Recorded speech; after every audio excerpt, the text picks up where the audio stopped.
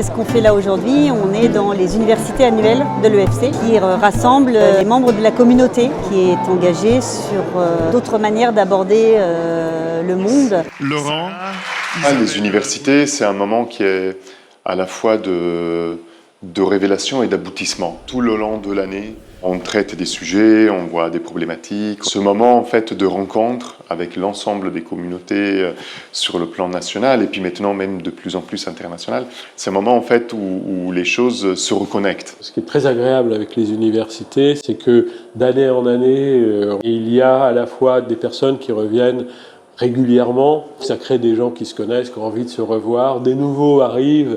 J'ai eu quelques échos des différents ateliers. Ce sont des moments où on arrive à la fois à partager des expériences de personnes, de structures économiques, de porteurs de projets. Et par les échanges, les questions autour des ateliers, ça amène qu'en sortant, on est à la fois nourri de tout ça. Et ces universités-là permettent de se redonner de la force pour ce qui vient. Moi, ce qui m'intéresse et ce que j'attends, c'est ce qu'on va dire sur les questions démocratiques. On a un espace où on a le sentiment de pouvoir faire quelque chose avec des gens qui font aussi, on n'est pas seul, on se rassemble, on fait ensemble. Donc là, je viens de retrouver des personnes qui démontrent, prouvent, doutent, travaillent et ressortent des expériences qui nous nourrissent tous pour revenir sur nos territoires et enchaîner, développer ces nouvelles trajectoires économiques. On a communiqué avec l'équipe et il y en a plein qui veulent venir l'année prochaine.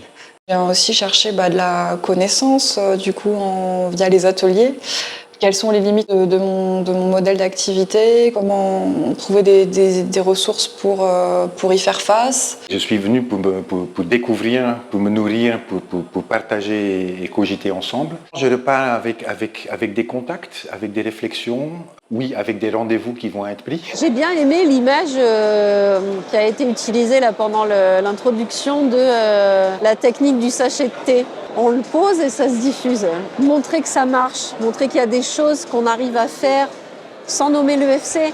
Ça fait du bien de voir qu'on n'est pas seul dans son territoire, à réfléchir à des alternatives pour tout le monde, pour nos enfants principalement. Il y a des entreprises qui chercheront toujours la performance, mais je pense qu'il y a des personnes, surtout dans nos générations, qui auront besoin justement de pouvoir mettre en pratique leurs valeurs, leurs convictions dans leur travail, et je pense que ça va beaucoup bouger. L'environnement, c'est une question qui est urgente. À quoi sert cette fresque et qu'est-ce que vous rêveriez qu'elle fasse? Alors, ils ont rêvé. Bon, il y a des trucs qu'on ne fait pas. Changer le monde en 1h30, non.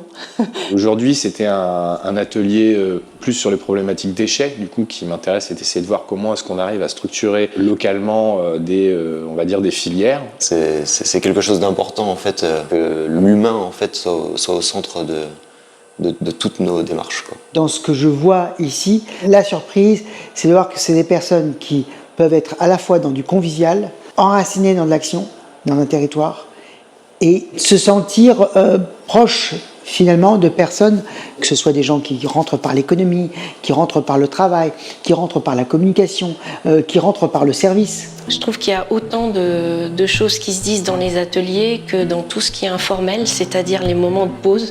On voit beaucoup de brassage. Se retrouver aux universités, c'est aussi profiter d'un vivier dans lequel on peut avoir des retours d'expérience extraordinaires et de très belles rencontres.